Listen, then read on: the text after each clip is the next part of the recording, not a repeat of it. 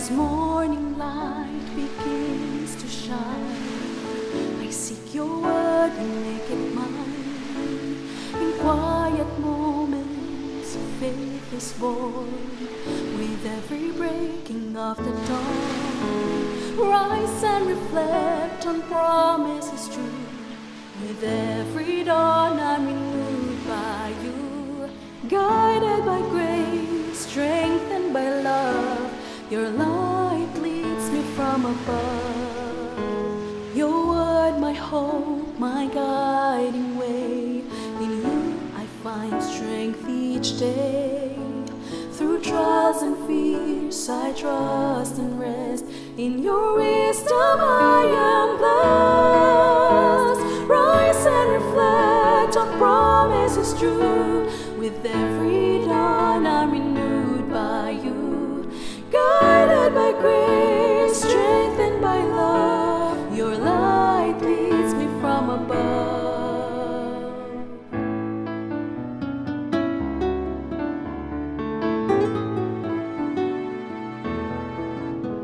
Your word, my hope, my guiding way.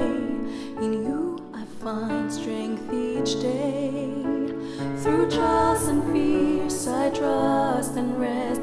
In your wisdom I am blessed. Rise and reflect on promises true. With every dawn I'm renewed by you, guided by grace, strengthened by love. Your light leads me from above. Rise and reflect on promises true. With every dawn I'm renewed by you, guided by grace, strengthened by love. Your light leads me from above. Your light leads me from above.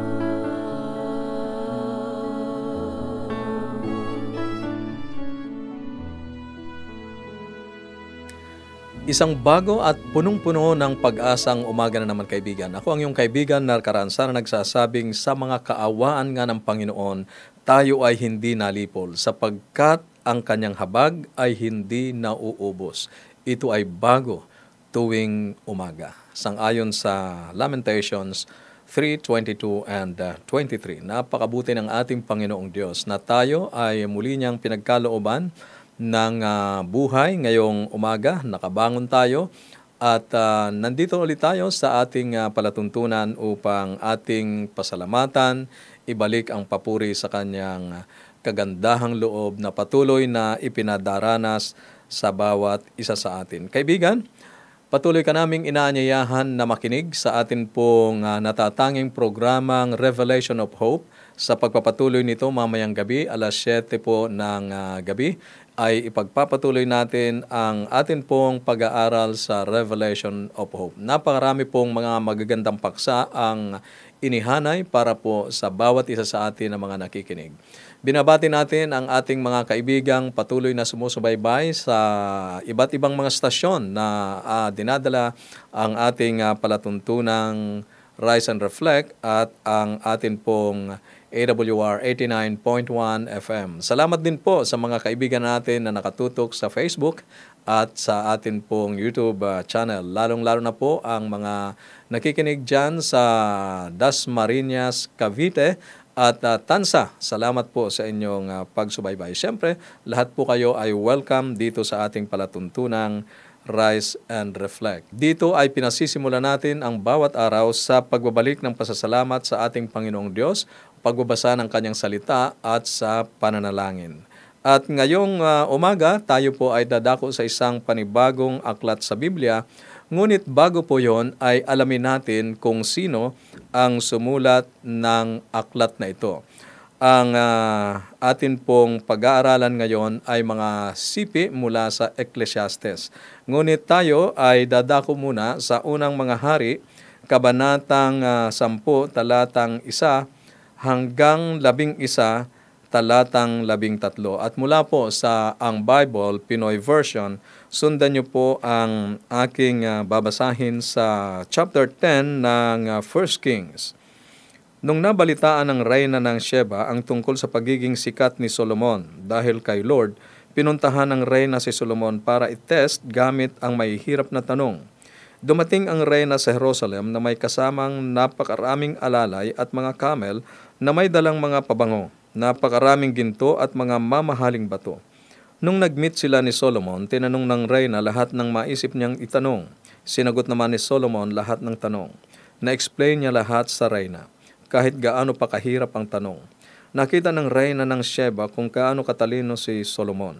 Nakita rin niya ang palasyong tinayo nito, pati na rin ang pagkaing nasa mesa ng hari.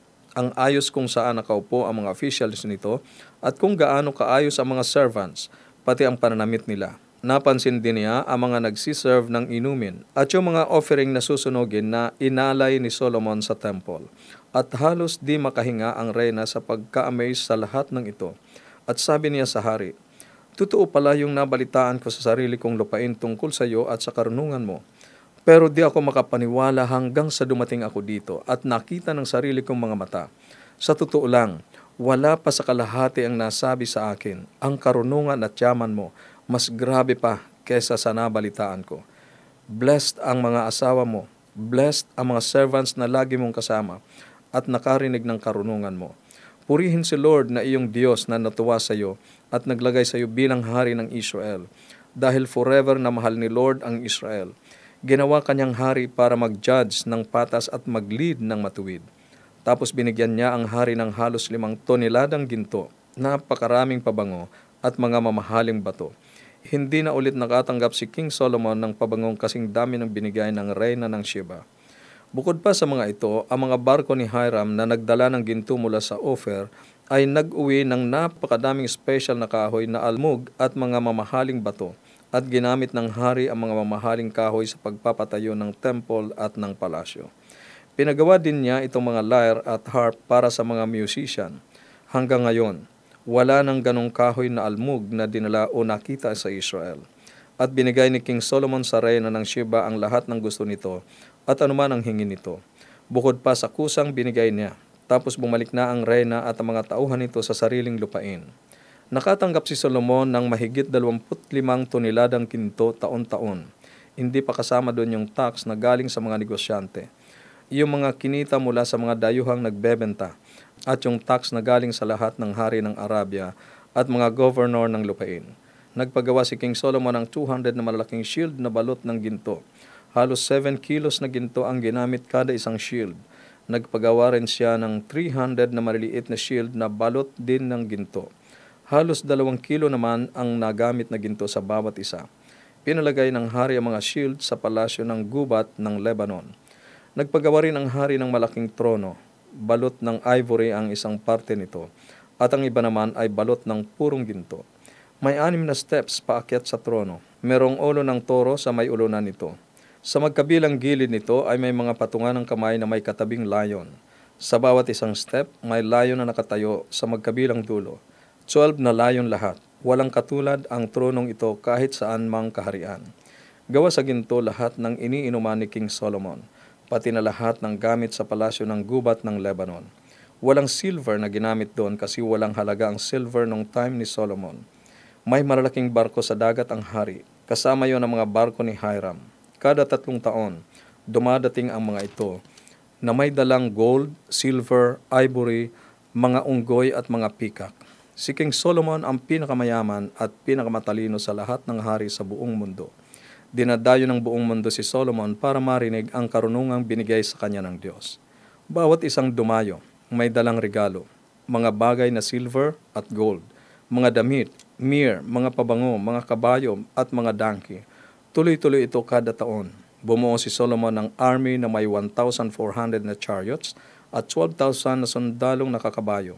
Yung iba naka-assign sa mga city na para sa mga chariots at ang iba naman ay kasama ng hari sa Jerusalem. Sa time ng paghahari niya, naging parang ordinaryong bato lang sa Jerusalem ang silver, at ang kahoy ng cedar naging kasing dami ng puno ng sycamore sa Sipela. Galing sa Mosri at Cilicia ang mga kabayo ni Solomon. Binili ito sa Cilicia ng mga tauhan niya. 600 na pirasong silver ang isang chariot mula sa Egypt. 150 na pirasong silver naman ang halaga ng isang kabayo. binebenta ng mga tauhan ng hari ang mga ito sa mga hari ng mga Hittites at sa mga hari ng Syria. Na-inlove si King Solomon sa maraming dayuhang babae. Bukod sa anak ng hari ng Egypt, nag-asawa siya ng mga Hittites at mga taga-Moab, Ammon, Edom, at Sidon. Ito yung mga bansang sinasabi ni Lord nung winarningan niya ang mga Israelites na hindi nyo pwedeng mapangasawa ang mga taong ito dahil siguradong ilalayo nila ang puso nyo para mag-serve sa mga Diyos nila. Pero matindi ang pagka-inlove ni Solomon sa kanila. Meron siyang 700 na asawa, mga prinsesa, meron din siyang 300 na asawang lingkod. Nilayo nila ang puso ni Solomon sa Diyos. Kaya pagtanda niya, nalid na siyang mag-worship sa ibang mga Diyos na mga asawa niya. Hindi siya naging tapat kay Lord na Diyos niya. Hindi siya kagaya ng tatay niyang si David. Winorship ni Solomon si Astarte, na Diyosa ng mga Sidon, at si Molech, ang nakakadiring Diyos ng mga taga-Ammon. Masama sa paningin ni Lord ang mga ginawa ni Solomon. Hindi siya naging loyal kay Lord, hindi siya kagaya ng tatay niyang si David. Nagalit si Lord kay Solomon dahil lumayo siya kay Lord, ang Diyos ng Israel, na nagpakita sa kanya ng 2 beses. Ang tagapagturo. Kaibigan, kung ikaw ay madalas na dumadalaw sa social media, kahit sandali, malamang na nakakita ka ng isang taong na-cancel. Nangyayari ito kapag ang isang tao o kumpanya o brand at iba pa ay nagsabi o gumawa ng isang bagay na itinuturing na hindi katanggap-tanggap ng isang grupo at pagkatapos ay iboboykot ang nagkasala o ang gumawa nito. Isipin kong i-apply natin ang parehong pagsisiyasat sa mga tao sa Biblia. Kunin nating halimbawa si Solomon. Bagamat hindi particular na tinukoy na siya ang guro o mangangaral na sumulat ng Ecclesiastes, maraming scholar ang itinuturing na siya ay si Solomon, ang anak ni Haring David.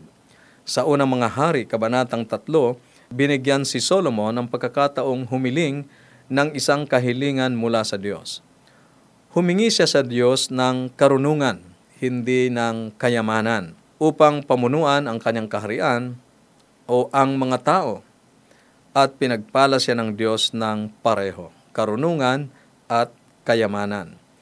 Itinayo ni Solomon ang templong gustong itayo ng kanyang amang si David. At naghari siya sa Israel, sa Jerusalem, sa loob ng 4 na dekada, 40 mga taon. Tinawag siya ng sumulat ng mga hari na mas matalino kaysa kanino paman. Sa unang mga hari, kabanatang 3, talatang 12, at pinarangalan siya na sumulat ng 3,000 kawikaan at mahigit 1,000 mga awit. Ganun paman, ang Solomon ding ito, na tinutukoy sa ating binasa kanina, ay nagkamal ng napakalaking halaga ng ginto at pilak. Nag-angkat ng mga kabayo mula sa Egypt at nag-asawa ng 700 mga babae bukod pa sa 300 mga concubines. Kaya lumabag siya sa utos ng Panginoon para sa mga hari sa Deuteronomio, kabanatang 13. Ang sexual na kasalanan ni Solomon ay humantong sa kanyang pagbagsak. Ang kanyang mga asawang babae ay dinala ang kanyang puso sa ibang mga Diyos at ang kanyang puso ay hindi lubos na nakafocus o nakatuon sa Panginoong Diyos ng Israel. Sa unang mga hari, kabanatang 11, talatang 4. Dahil dito, sinabi ng Panginoon sa kanya, tiyak na aalisin ko ang kaharian sa iyo. Sa verse 11 ng unang mga hari, kabanatang 11. Kung ganito ang ginamit ng Panginoon na sumulat ng isa sa mga aklat sa Biblia, dapat bang baliwalain o wag na nating basahin ang aklat na ito batay sa kanyang reputasyon? O dapat ba nating palampasin ang kanyang kasalanan? Kaibigan, alinman sa dalawa ay hindi mabuti. Ngunit may isang mabuting gawin, ang alamin ang kwento ni Solomon sa pangangasiwa ng ating Panginoon. Ang pag-alam sa kwento ni Solomon ay tutulong sa atin na lubos na pahalagahan ang banal na may akda o author ng banal na kasulatan at magpapaalaala sa atin na lahat tayo ay may hilig o nakahilig sa kasalanan at ang tendency ay magkamali at magkasala. Kaibigan, mula nang mahulog sa pagkakasala sina Adan at Eva, ang tao ay naging makasalanan. Pakinggan mo ang sinasabi ni David sa mga awit kabanatang 51, talatang 5 hanggang 7. Ganito ang kanyang isinulat. Ako'y makasalanan at masama mula pa noong ako'y isinilang, kahit noong ipinaglilihi pa lang ako. Ang nais nyo ay isang pusong tapat, kung kaya't ipagkaloob nyo sa aking kaloob-looban ang karunungan. Linisin at hugasan nyo ako sa aking mga kasalanan upang lubusang luminis ang puso't kaluluwa ko. Inaamin ni Haring David na sa kanyang sarili, wala siyang magagawa sapagkat malalim ang ugat ng pagkakasala sa kanyang buhay. Katulad natin, kaibigan, ganun din tayo ipinanganak. Tayo ay ipinanganak na mga makasalanan at sa ating sarili ay hindi natin kayang linisin ang ating mga kasalanang ito. Kaya kailangan natin ang ating Panginoong Hesus upang ibangon tayo sa pagkakasala at ang banal na Espiritu upang tulungan tayo na lumakad ng naayon sa kalooban at utos ng ating Panginoong Diyos. Kaibigan, ano ang natutunan mo tungkol sa buhay ni Solomon? Paano nakakaapekto ang kanyang kwento sa iyong buhay, sa iyong pag-unawa sa mga aklat ng banal na kasulatan na kanyang isinulat at sa tunay na may akda ng Biblia, ang ating Panginoong Diyos? Para sa iyong comment and reflection, maaari kang mag-text sa atin pong mga numero 0917-1742-777, 0917-1742-777 at sa 0918-9447-891, 0918-9447-891. Sa ating pagpapatuloy, nais kong pakinggan ninyo ang napakagandang awiting ito na inawit ng Metro Batangas Quartet, may pamagat, To Rescue a Sinner Like Me. Pakinggan po natin ang awiting ito.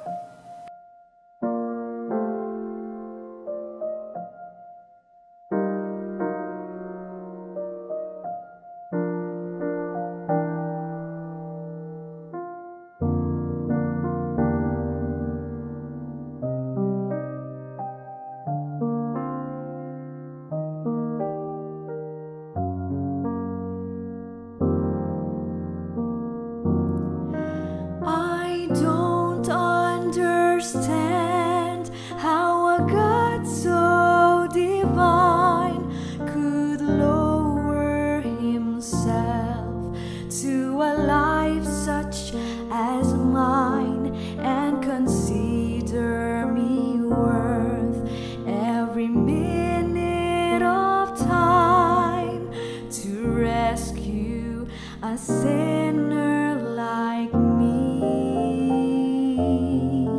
When I think of my Savior alone on the cross, I know without Him that my life would be lost if He had not been willing to suffer the cost to rescue a sinner like me. To rescue a sinner like me, Lord. To rescue a sinner like me. He abandoned His throne and His kingdom above to rescue a sinner like me.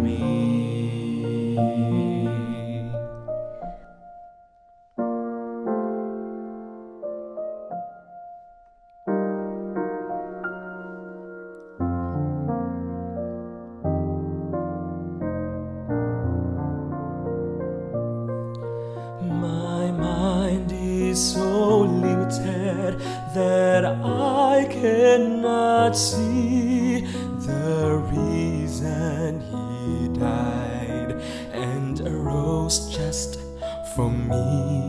So unworthy was I, yet he gave willingly to rescue a sinner like me. To rescue a sinner like me, Lord. To rescue a sinner like me. He abandoned his throne and his kingdom above to rescue a sinner like me. To rescue a sinner as worthless as I, and he gave me a reason to sing. It's so hard to believe that it happened to me. Hallelujah to Jesus, my King, my King.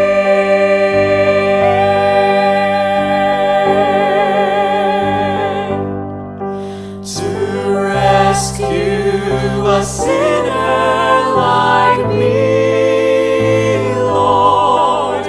To rescue a sinner like me. He abandoned his throne and his kingdom above to rescue a sinner like me. He abandoned his throne and his kingdom above to rescue a sinner like me.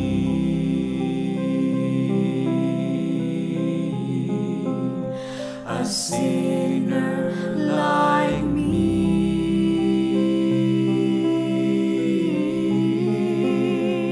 A sinner like me.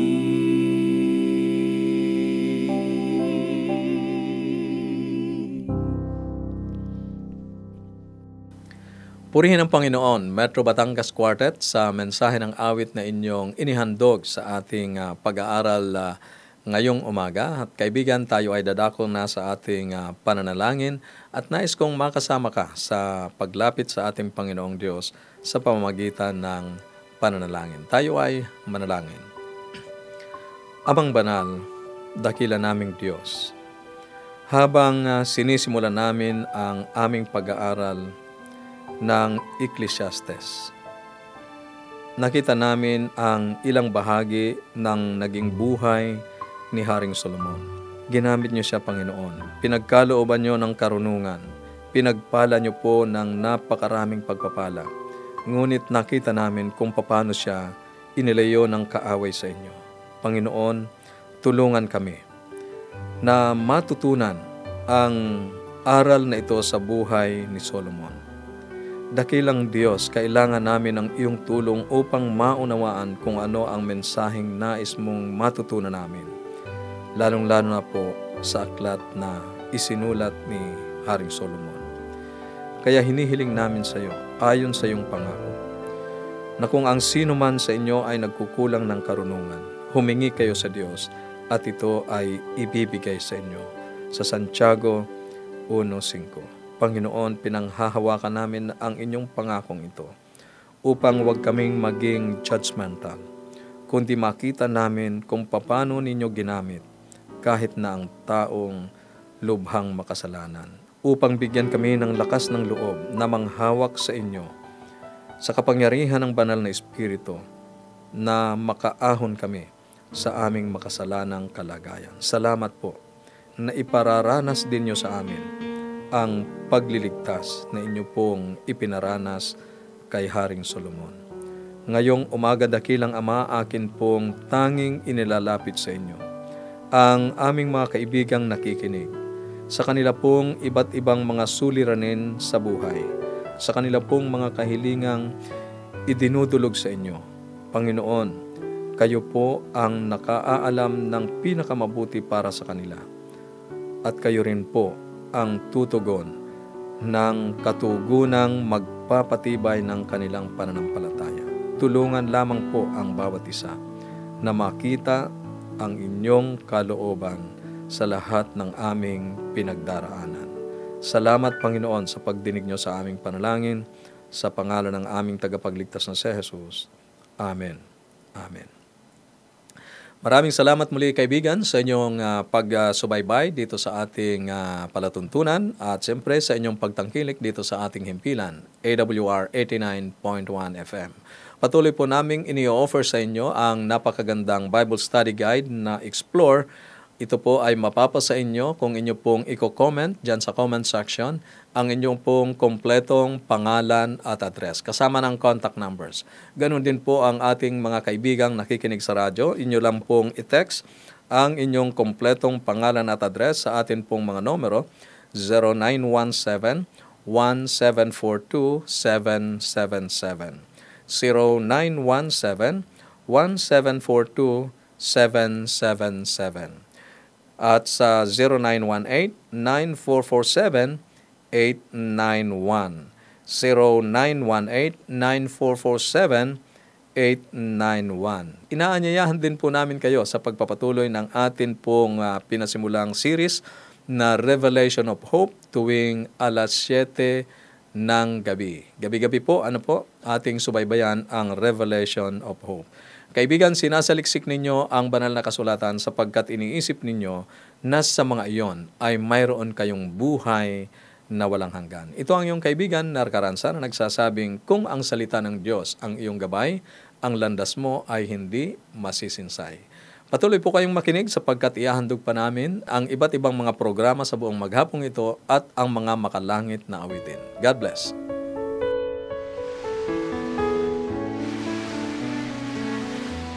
As morning light begins to shine, I seek your word and make it mine.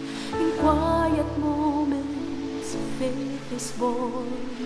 With every breaking of the dawn, rise and reflect on promises true. With every dawn, I'm renewed by you. Guided by grace, strengthened by love, your light leads me from above. Your word, my hope, my guiding way. In you I find strength each day. Through trials and fears I trust and rest. In your wisdom I am blessed. Rise and reflect on promises true. With every dawn I'm renewed by you. Guided by grace, strengthened by love, your light leads me from above.